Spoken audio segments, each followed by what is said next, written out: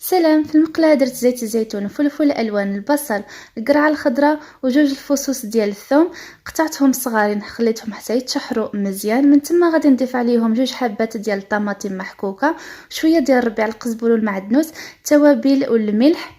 غادي نخلي هذا الشيء حتى يطيب. هنايا درت لي بات سلقتهم مع شويه ديال الزيت والملح.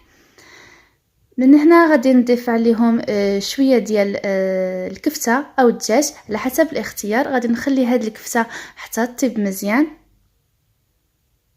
من تما غادي نضيف عليه شويه ديال الصوص ديال السوليس او اي صوص عندكم، وشويه ديال الكريمه البيضاء الخاصه بالطبخ.